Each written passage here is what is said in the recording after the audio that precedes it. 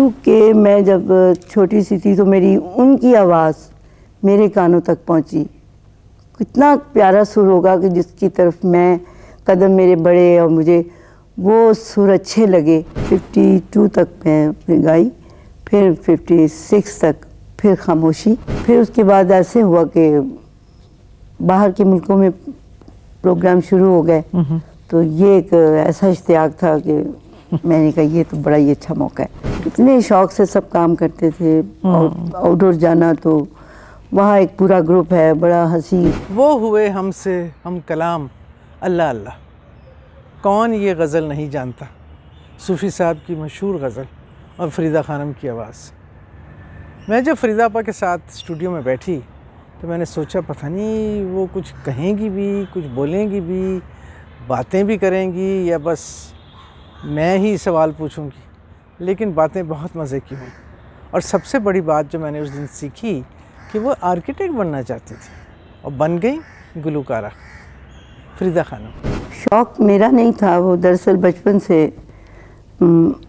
आवाज़ कह लीजिए अच्छी थी, उसकी वजह से ये ज़िंदगी का पहलू ये बन गया। मैंने कहा इतनी अच्छी आवाज़ से फ़ायदा उठाना चाहिए। तो फिर मेरी बड़ी हमशीरा ने सोचा कि इनको क्यों ना क्लासिकल सिखाया जाए, तो क्लासिकल की मौसीकी से ज़िंदगी का बचपन का आगाज़। इस तरह सोचते वक्त गुज़रते गुज़रते पार्टीशन हो गया। पार्टीशन के बाद गाना तो उस वक़्त एक ख़्याल के मुताबिक उन्होंने पढ़ाई को ज़्यादा मद्देनज़र नहीं रखा, ये मौसीकी को ज़्यादा अहमियत दी कि ये एक बड़ी इज़्ज़त और बड़ा पायदार एक मकाम बनेगा। और ये मौसीकी बहुत अच्छी सुनने वालों के लिए भी और सिखा रहे हैं, ये भी एक बाअदब इल्म है। बिल्कुल। इस लिहाज से फिर उन्होंने बहुत ही मेहनत का जो वक्त बचपन का था सारा मेहनत में गुजरा, रियाजत में। अब इस पे के बारे में थोड़ा सा बताएं, यानी जिसको आप मेहनत कहती हैं, किस तरह दिन किस तरह गुजरता था? दिन बस सुबह हुई और बस बैठो, ये नोटेशन है, सरगम है, इसे आपने याद करना है। 8 साल की एज में, और वो वक्त ऐसा होता जी चाहता खेले, बाहर जाएं, उधर क्या हो रहा है, ये क्या हो रहा है, मैं यहाँ बैठी हूँ, एक मुसीबत है, ये कैसी इल्म मुझे सिखाया जा रहा है। पाबंदी हो गई ना, पाबंदी इतनी, उससे आंखों में आंसू। और उन्होंने कहा कि ये अगर आप याद कर लेंगी तो शाम को आप जो कहेंगी फिर आपको घुमाने ले जाएंगे, पिक्चर देखनी है, पिक्चर इस तरह से फिर वो मुझे नोटेशन, इस शौक़ से मैं याद, कभी रंज भी, गुस्सा भी होता था बड़ा कि ये मैंने नहीं सीखना, लेकिन अब डांट भी पिटाई भी होगी, तो इस वजह से वो सारा मैंने पूरा याद किया। और फिर जब उन्होंने वो किताब ले ली और कहा सुनाएं, तो वो सरगम फिर मैंने उन्हें सुनाई, तो उन्होंने कहा परफेक्ट, चले जी आज बेटे को लेके जाना है, इनको पिक्चर दिखाएं, क्या खाएंगी, क्या अच्छा। तो बस इस तरह से कोई मिठाई या जरा सैर करा दी, जाओ जी घुमा लाएं।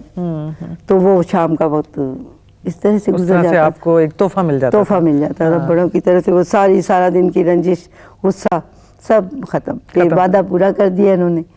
अब मैं बिल्कुल बहुत खुश हूँ। तो फिर शाम की राग की रियाजत, तो ये बचपन का ये था कि क्लासिकल को बड़ी अहमियत और मौसीकी को वो बड़े लोग हमारे बहुत अच्छा समझते थे। और लिसनर भी ऐसे ही थे कि जो कि चाहते थे कि कोई बड़ा कलाकार बने, फ़नकार हो, उससे हम अच्छी गायकी सुने, अच्छा गाना सुने। बड़े उस्तादों से जो सीखती हैं वो बच्चियाँ या लड़के, उनको उसी पाए तक पहुँचने तक हम लोग देखेंगे क्या सिखाया। तो ये बड़ी अहमियत थी उस ज़माने में जी। तो मौसीकी तो जी इस तरह आगाज़ हुआ और मैं समझती हूँ कि अच्छा ही था। मैं तो पढ़ना चाहती थी कि बहुत तालीम हो, हाईएस्ट इंजीनियर बनूँ, बिल्डिंग्स बनाऊँ, ये आर्किटेक्चर की तरफ बचपन से था। घर बनाने हैं, ये करना है, इधर गाड़ी खड़ी हो, इधर ये छोटा सा घर, ये बड़ा घर, इस तरह से बैठे हुए वक्त कैसे पार खेलने, तो बाहर जाने नहीं देते थे। अच्छा, बाहर जाने की इजाज़त नहीं, किसी के घर नहीं जाना, कोई नहीं, हम जाएंगे तो हमारे साथ, क्योंकि वो फिर दूसरों से मिलने के लिए फिर वो ज़हन बदल जाता है बच्चों का। ये उनका ख्याल था कि ज़्यादा बाहर जाएंगे तो ये मुख्तलिफ सोच में इन्वॉल्व हो जाएंगे, फिर ये घर आके रियाजत नहीं करेंगे या फिर खेलने का शौक़, फिर जी आराम है, थके हुए हैं, आराम करना है, तो बाहर जाने की पाबंदी थी। ठीक। तो घर में बैठे क्या दिल बहलाने के लिए ये हो रहा है, घर बन रहे हैं। छोटे भाई से कहना तुम भी बनाओ घर, देखो मैंने तो ये बनाया अपने लिए। तो खैर वो मेरा ख्याल है उसमें इतना मुझे ना मौका मिलता, इतना नाम ना होता जितना कि इस फ़न में और इसमें। ख़ास अल्लाह की मेहरबानी है कि फिर मैंने गाना भी बहुत कम गाया, लेकिन उसके बावजूद थोड़ा बहुत आप तक हमारी आवाज़ पहुंच गई। अल्लाह अल्लाह ओ मुझसे हुए हम कलाम, अल्लाह अल्लाह कहाँ मैं कहाँ ये मकाम, अल्लाह अल्लाह वो मुझसे हुए हम कलाम, अल्लाह अल्लाह।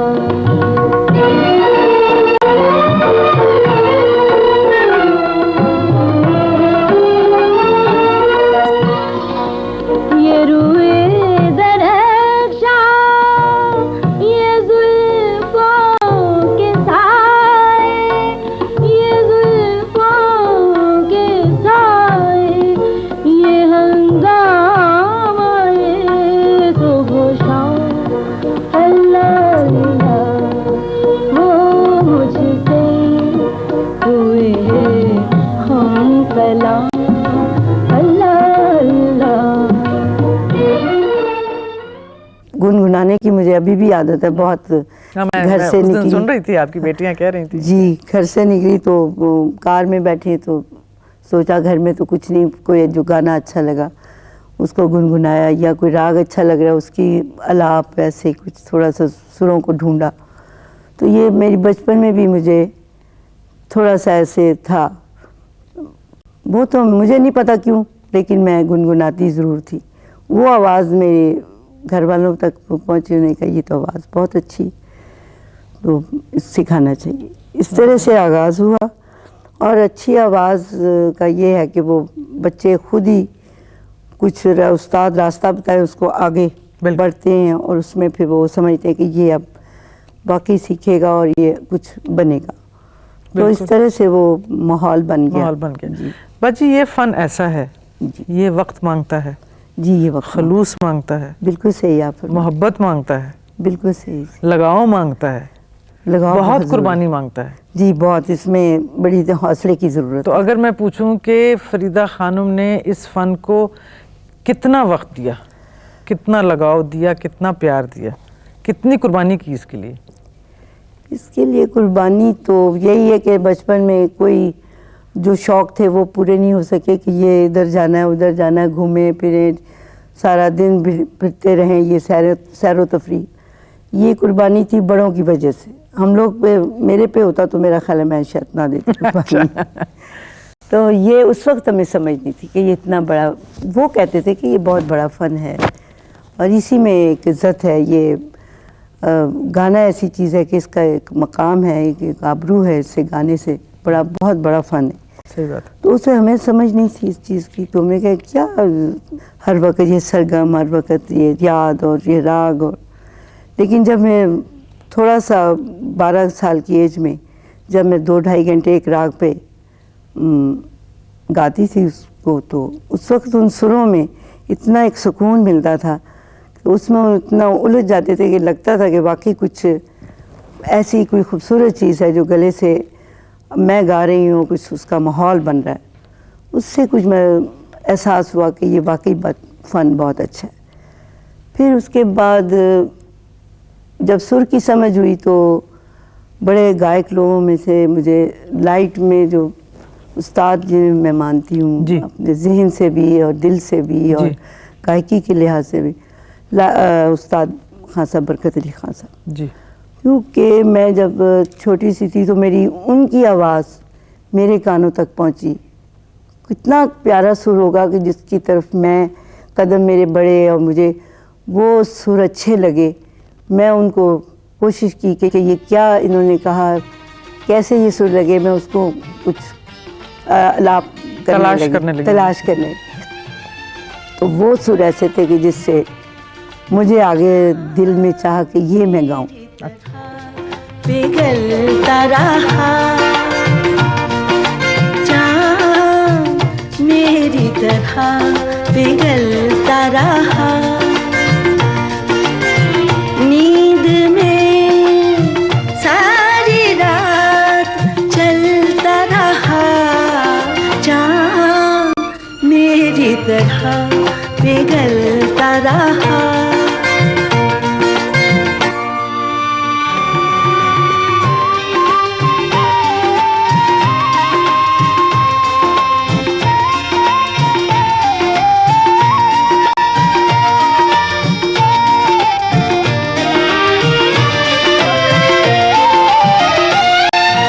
दिल मेरे तन का फूल सा बचा,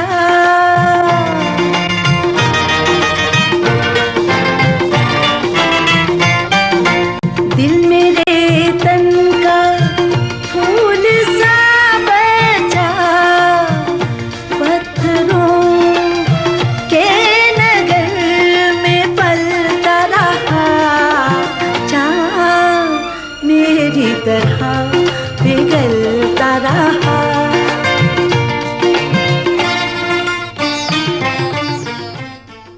बस वो मेरे फ़न से भी मैंने बाद में तो इतना रियाज नहीं किया, सच्ची बात है, क्योंकि ये क्लासिकल मैंने छोड़ दिया इसी वजह से कि होमली लाइफ हो गई। बिल्कुल। कि सेटल लाइफ ज़रूर करनी है, इधर उधर का माहौल जो है ये आगे जाके कुछ उलझने पैदा ना कर दे बच्चों के लिए। ठीक है। उस वजह से फिर मैंने ज़्यादा घर में रहना, इनको टाइम देना, इनको स्कूल छोड़ जाना आना, तो शाम के 3-4 बज जाते थे। उस वक़्त हमारी लाइफ थी रेडियो पाकिस्तान। ठीक है। और मेरा म्यूज़िक का इंट्रोडक्शन भी, मेरा नाम भी रेडियो से हुआ, क्योंकि पार्टीशन के बाद ही गाना शुरू किया। बस फिर उसके बाद ये घरेलू ज़िंदगी की वजह से फिर ज़्यादा रियाजत नहीं हो सकी। फिर रेडियो से भी मैंने कुछ प्रोग्राम कम कर दिए। 52 तक मैं फिर गाई, फिर 56 तक फिर खामोशी। अच्छा। फिर वो जो पहले गाने गाए हुए थे उसी में रहा के कहाँ गए, कहाँ से अब वो कहाँ गा रही हैं, क्या कर रही हैं, क्या हो रहा है, कब फिर शुरू करेंगी, रिकॉर्डिंग नहीं कर रही, वक्त नहीं देती। बस इससे सारे अफसर नाराज ही थे ये ज्यादती हो रही है, क्योंकि हम इन्हें बुलाते हैं वो आती नहीं है। तो जो आजकल हमारी आपसे नाराजगी हम बुलाते हैं। बस ये कुछ मजबूरी है, उस वजह से फिर उनको जाके माजरत करनी है।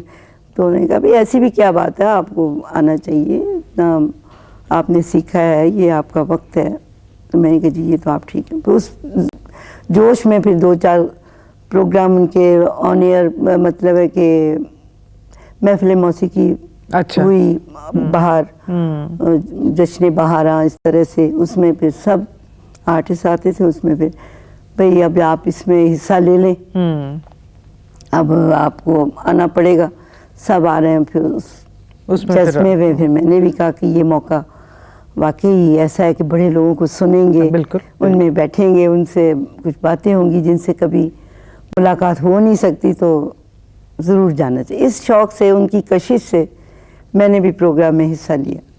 फिर जश्न बहारा में खान साहब, बड़े गुलाम अली खां, खुदा बख्शे रोशन बेगम साहबा, वो छोटे गुलाम अली खां, बहुत बड़ी हस्ती हैं, उमैद अली खां साहब, फिर उस्ताद अमानत अली खां, फतेह अली खां, ये सारे उसे एक अपना, वो बड़े लोगों में ये एक छोटी एज में इनका एक अपना मकाम, तो सब हम लोगों ने शिरकत की। उसमें फिर मेरा थोड़ा सा जिक्र आया कि भी वो भी गाती हैं, और उन्होंने भी गाया, और अच्छा सब कहने लगे कि अच्छा गाया। मैंने भी समझा कि बाकी कोई अच्छा गा लिया होगा, कुछ अपने ज़हन में मुझे नहीं था ये ख्याल कि मैं कुछ अच्छा गा गई। सब ने पसंद किया, तो उससे फिर आगे नाम बढ़ गया दोबारा थोड़ा सा। जी हाँ। ला दे झुमका चांदी का, मंगवा दे झुमका चांदी का, हाय ला दे झुमका चांदी का, मंगवा दे झुमका चांदी का।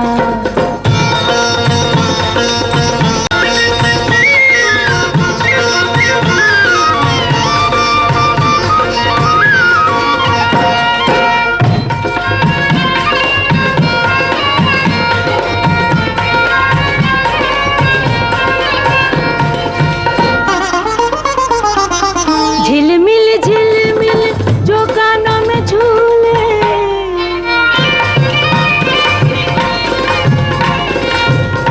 झिलमिल झिलमिल जो कानों में झूले, देख के जिसको राही रास्ता भूले, देख के जिसको राही रास्ता भूले, ऐसा ला दे रे झुमका चांदी का, मंगवा दे झुमका चांदी का, ऐसा ला दे रे झुमका चांदी का, मंगवा दे झुमका चांदी का। ये बताएं कि जब एक आर्टिस्ट के अंदर ये एक जज्बा है, वल्वला है, टैलेंट है और वो नहीं कर सकता जो भी वजूहात हैं, तो कुछ अंदर फ्रस्ट्रेशन तो होती होगी, कुछ अंदर उदासी तो होती होगी। माँ वो उदासी बस फिर यही था कि घर में ही आवाज़ ऐसे चलते फिरते शौक से मिस तो करती थी कि बड़े वहाँ महफिल हो रही है, फिर मैं उसमें नहीं हूँ, ये ज़्यादती है अपने आप में कि, लेकिन अब मैं चली गई तो पीछे ये छोटे छोटे बच्चे ये कौन संभालेगा। मेरे मियाँ इतना नहीं करते थे, वो रोकते नहीं थे, कह रहे देख लो भाई। तो कुछ वो भी मौसीकी लवर थे, तो इस वजह से कुछ मुझे सहारा भी था। फिर उसके बाद ऐसे हुआ कि बाहर के मुल्कों में प्रोग्राम शुरू हो गए, तो ये एक ऐसा इश्तियाक था कि मैंने कहा ये तो बड़ा ही अच्छा मौका है, अब जाके सबसे बैठेंगे, सबके पास बातें होंगी और बड़े बड़े लोगों से, खान साहब नज़ाकत अली खान साहब, सलामत अली खान, ये सब इनसे मुलाकातें होंगी, फिर नई जगह होगी, नई जगह होगी, काबुल जाना है, लंदन जाना है, तो गवर्नमेंट की तरफ से इनविटेशन है। फिर मैंने कराची सबसे पहले वहाँ बुलाया और बिल्कुल बेज़र, कोई ऐसा ये शौक़ नहीं था कि हमें कोई लालच नहीं था, इस पे बिल्कुल अपने तरह से जाना कि शौक़ से, चलो जी जब बुला लिया उन्होंने तो चलते। उस वक्त बच्चे भी बड़े हो गए होते थे, अच्छा। इतना हो गया था कि उनकी फिक्र इतनी ज़्यादा नहीं थी। तो बस फिर वो मेरा ज़माना पीरियड 57 से लेके तो 63-64 तक फिर मैंने लाइट म्यूज़िक में हिस्सा लिया और बाहर के मुल्कों में गए, काबुल और रशिया। फिर इस तरह से वो कमी मेरी जो इतना खला था वो पूरा हो गया, वो इस तरह पूरा हुआ। ये अच्छी बात फिर आपको बताया कि हमने सुना है कि आपने एक फिल्म में भी काम किया है। वो फौरी पार्टीशन के बाद तो लाइट गानों का तो मुझे बड़ा शौक था और ये फिल्म की ज़िंदगी का भी बड़ा चार्म था कि ये बड़े बड़े आर्टिस्ट मैं इस तरह एक्टिंग करूँ, ये इधर उधर ज़रा फ्लैश ज़रा ज़िंदगी सी हो, ग्लैमरस। हाँ बिल्कुल बिल्कुल। तो उसमें फिर हिस्सा लिया तो देखा कि वो बड़ा वक्त उसमें सर्व करा, मेहनत वहाँ भी बहुत मेहनत, ये तो है इतनी मेहनत है कि वो मैं नहीं कर सकती। मोहब्बत में तेरी तड़पती हूँ हरदम, मोहब्बत में तेरी तड़पती हूँ हरदम, जरा सुन ले अकल कहानी है किसी की, वो कहानी है किसी की, जरा सुन ले अकल कहानी है किसी की, वो कहानी है किसी की, ना समझी किसी की, ना मानी किसी की, ना समझी किसी की, ना मानी किसी की, यूं ही देख बैठी जवानी है किसी की, वो जवानी है किसी की। वहाँ मैं हिम्मत हार गई। मैंने कहा ये हमारा मौसीकी का जो है ये बेहतर है, ये वहाँ सुबह से गए ये तो है। रात वो ज़माना बड़ी मेहनत का था बिल्कुल। हमारी फिल्म इंडस्ट्री का। बिल्कुल। इतने शौक से सब काम करते थे। और आउटडोर जाना तो वहाँ एक पूरा ग्रुप है, बड़ा हंसी मजाक और खुश अखलाकी के साथ, कोई दिन का पता नहीं चलना। लेकिन वो एक एक हफ्ता बाहर बिल्कुल, रहना। बिल्कुल। फिर लाहौर में भी अगर शूटिंग है तो 3-3 4-4 दिन थोड़ी देर के लिए घर आए फिर वापस। फिर, हाँ। तो वो मैं मेहनत इतनी बहुत वक्त तलब हो गया। जब फरीदा खानम किसी भी गज़ल का इंतखाब करती हैं तो उसमें क्या देखती हैं, उसको किस तरह समझती हैं? एक गज़ल का क्यों इंतखाब होता है और एक का नहीं होता? आप उसमें क्या तलाश करते हैं? गज़ल में कोई का खुद ही अपना ही एक अंदाज है जिसमें कि वो खुद ब खुद खूबसूरत, और एक दिल चाहता है उनके अल्फाजों से ही आर्टिस्ट को फीलिंग होती है कि ये गाना चाहिए, इनमें बड़ी खूबसूरती है, काश कि इसकी कंपोजिशन अच्छी हो जाए। कोई तहतुल लफ्ज़ में तो शायर खुद भी इतना अच्छा तरन्नुम से अपने कलाम पढ़ लेते हैं। तो हमारे गाने में ये है कि उसमें एक राग की बंदिश और उसमें एक ब्यूटी देनी और तान अलाप और उसमें एक सुरों को खूबसूरत, लफ्ज़ों को खूबसूरत बना के गाना। तो गज़ल एक अपना मकाम रखती है कि उसमें देखने से, लफ्ज़ सुनने से, पढ़ने से पता चल जाता है कि ये चीज़ बहुत नायाब है और जिन्होंने कही है वो कमाल हस्ती हैं। ये अगर हमें मिल जाए गाने के लिए तो ये हमारी खुशकिस्मती होगी। हकीकत तो ये है। फूल बरसा हुआ, फूल बरसा हुआ, फूल बरसा हुआ, अब्र बहारा आए, फूल बरसा हुआ, अब्र बहारा आए, और ऐसे में मेरा सर्द से राम आए,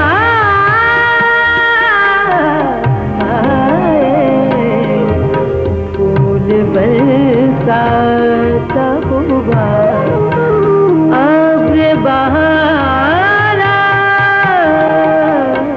आए, और ऐसे में मेरा सर्द से राम आए,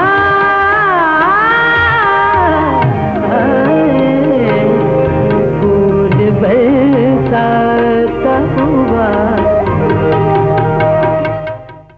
एक छोटा सा ज़ाती सा सवाल, फरीदा खानम जी जब भी स्टेज पे आई हैं या टीवी पे आई हैं, हमेशा उनकी बेइंतहा खूबसूरत लिबास, हमेशा हमेशा पूरी ऊपर से लेकर नीचे तक बिल्कुल खूबसूरत। और ये आपको शौक है? ये मुझे बचपन से ही शौक था। मैं अपनी हमशीरा की साड़ियाँ इसी तरह पहना करती थी, बड़ी बड़ी अलमारी से निकाल ली।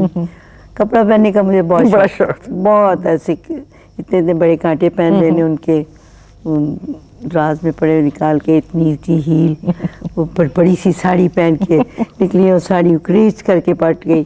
वो बड़ा गर्क कर दिया मेरी साड़ी का, इतनी कीमती साड़ी।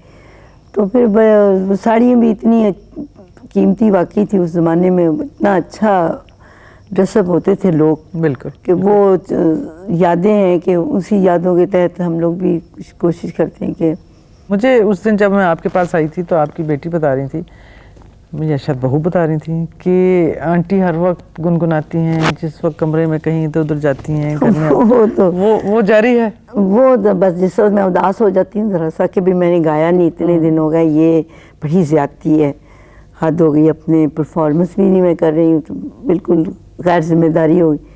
तो फिर वो मैं ज़रा अपनी पुरानी पहली गाई हुई गज़लें हैं, नई का तो भी तसव्वुर भी नहीं हुआ, कुछ सिलेक्शन ही की, तो उन्हीं को सुरों को फिर से गुनगुनाना, जो भी उस ज़हन में गज़ल आ जाए। फैज़ साहब के एमन मुझे राग बड़ा पसंद है। अच्छा। एमन में उसकी वो बंदिश है, वो एमन का चलो जी इसी तरह पर रियाज भी होगा, और गज़ल के अंदाज को मैं भूली तो नहीं, उसको ज़रा रिपीट करूँ, ठीक है सुर मैं ठीक लगा रही हूँ, ठीक गा रही हूँ, तो इस तरह से जरा दिल बहला लेती दिल बहलाते और प्रैक्टिस भी और एक उदासी भी दूर हो जाती उदासी भी दूर हो जाती है और घर में भी माशाल्लाह थोड़ी सी याद में कर आज तमे बाद सवा फिर से चाह